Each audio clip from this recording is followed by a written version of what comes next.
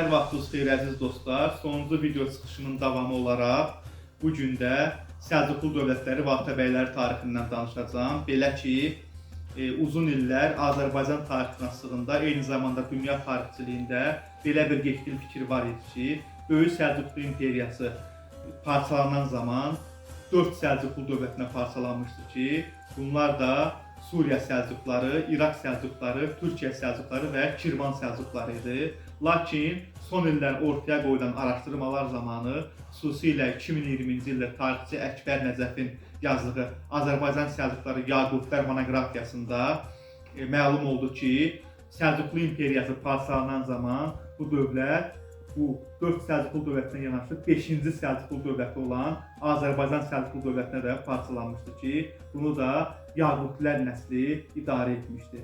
Əziz dostlar, belə ki, 1043-cü ildə Sultan Toğrul bəy Oğuz fətləri sırasında qardaşı Çağrı bəyin oğlu Əmir Yaqutini Azərbaycan hakimi təyin edib, onu Azərbaycana göndərmişdi. Çünki Oğuz fətləri sırasında Səlcuqlu ordusu Bizans və Abxaz Bağrat krallıqları üzərinə hərbi səfərlərə hazırlaşırdı və Azərbaycan həm Gürcistan, həm Anadolu üzərində gedən yolların üzərində yerləşdiyinə görə qapı rolunu oynayırdı və Oğuz hərbi ordusu, Səlcuqlu ordusu Azərbaycanda təşkilatlandırılıb, Əmir Yaqubi tərəfindən hazırlanıb səfərə göndərilirdi və nəticədə Yaqutlər xanədanlığı tam 60 il, 3 nəsil 1043-cü ildən 1103-cü ilə qədər bütün vahid Azərbaycan torpaqlarını idarə etdilər.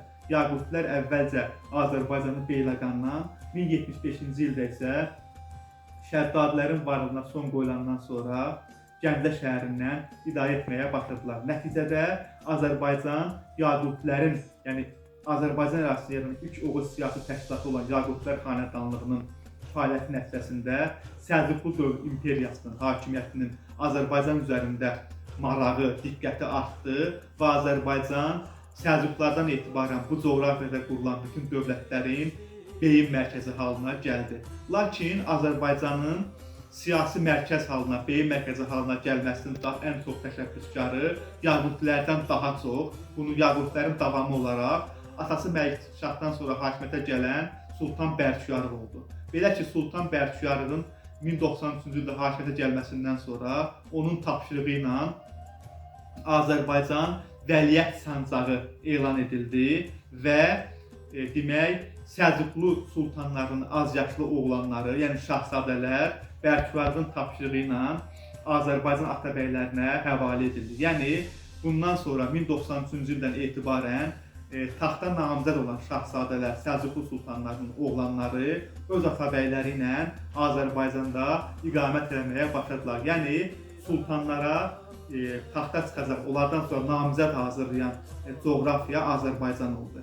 Buna səbəb Sultan Bərkiyarığın bu addımın səbəbi isə 11-ci əsrin sonlarında Bərkiyarıq hakimiyyətə gələndə türk-müsəlman dünyasına qarşı başlanan səlib yürüşləri, eyni zamanda bu vaxta qədər Səlcuqların basrağı olan Abxaz Bağrat krallıqlarının, Səlcuqların din düşməni olan Xristiyan qıpçaqları öz ətrafına toplayıb, Şimali Azərbaycana, eyni zamanda bütün Azərbaycan coğrafiyasına olan talançı yürüşləri idi. Və Səlcuqlar Sultan Bərkiyarıq yenə də həm səlib yürüşlərinə qarşı, həm də Abxaz Bağrat krallıqlarına qarşı, Gürcistana qarşı hərbi səfərlərin məhz Azərbaycanda təşkilatlandırılmasını istəyirdi. Çünki əvvəldə olduğu kimi yenə də Azərbaycan həm Anadoluya, həm də Gürcistana olan yolların üzərində yerləşirdi və qapı funksiyasını icra edirdi. Nəticədə 1093-cü ildə Sultan Bərkiyarıq öz qardaşı Məhəmməd Taparı mərkəzi Gəncə olan Aran Səlcuqlu məlikliyinə təyin etdi və Atabəyi Qutlux Təgimlə birlikdə onu Azərbaycana göndərildi. Nəticədə Yaqutlərin əlində olan vahid Azərbaycan coğrafiyasının bir hissəsi, yəni Şimali Azərbaycan Aran Səlcuqlu məlikliyinin əlinə keçdi və 1103-cü ildə sonuncu Yaqutlərin nümayəndəsi olan Qütbəttin Məbudun ölümündən sonra demək, bütün Azərbaycan torpaqları, Yaqutlərin əlində qalan digər ərazilər də Aran Səlcuqlu məlikliyinə birləşdirildi və vahid Azərbaycan torpaqları bütün Səlcuqlu sultanlarının taxta çıxacaq namizədlərini şahzadələri hazırlayırdı və onları hazırlayan Azərbaycan atabəyləri idi.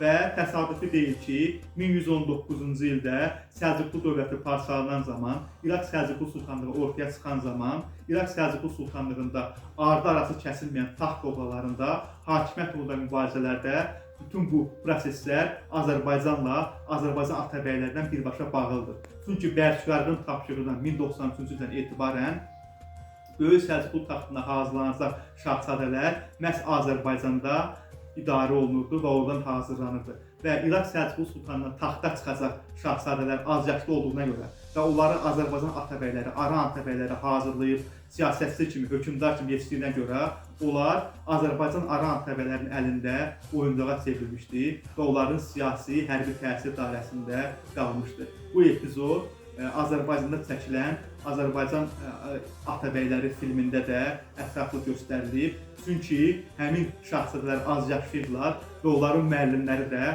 Azərbaycanda iqamət edən, onları bu Azərbaycan mühitində hazırlayan atabəylər idilər və onlar istər-istəməz onların sözündən, təsir dairəsindən çıxa bilmirdilər. Təsadüfi deyil ki, 1119-cu ildə yaranan İraq Səlcuqlu sultanlığı da paytaxtı da məhz Həmədan şəhəri idi, Azərbaycan mərkəzli dövlət idi.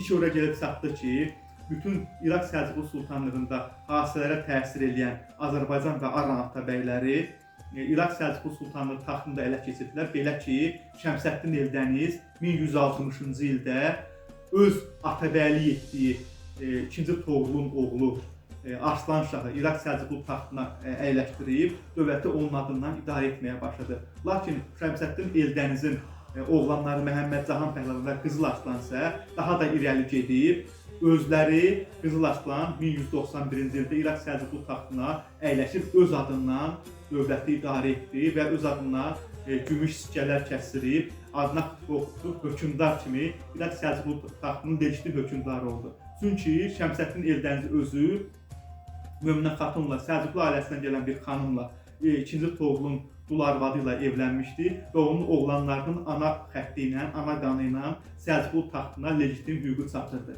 Bu barədə isə növbəti video çıxışlarımıza məlumat verəcəm. Hələ ki, bildirim ki, Yaqutilərin bu ərazidə 60 il Azərbaycan dövləti idarə etməsi, ardınca Sultan Bərküyarğın Səlib yürüşlərinə qarşı və Abxaz Bağrat krallıqlarının Xristian qıpçarların arxasına alıb Azərbaycana talansız yürüşlər etməsinə görə Azərbaycanın Bəliyyət sancağı elan edilməsi nəticəsində Azərbaycan Səlcuqlardan etibarən bu coğrafiyada qurulan Eldənizlər, Qaraqoyunlar, Ağqoyunlar, Cəlalilər, Çobanilər, Elxanilər və Səfəvilər kimi dövlətlərin səltənət mərkəzinə çevrildi və buna görə də Qara Yusifdən, Şah İsmaildən, Atabəy Şəmsəddin Eldənizdən, Hülaku xanından danışanda Azərbaycan hökmdarı titulundan onlar xatırlanırlar və Azərbaycan hökmdarı Şah İsmail taxt-ı səltənət Təbriz, məmləkət-i Azərbaycan terminlərindən istifadə olunur. Bu barədə isə növbəti videolarımda ətraflı məlumat verəcəm. Sağ olun.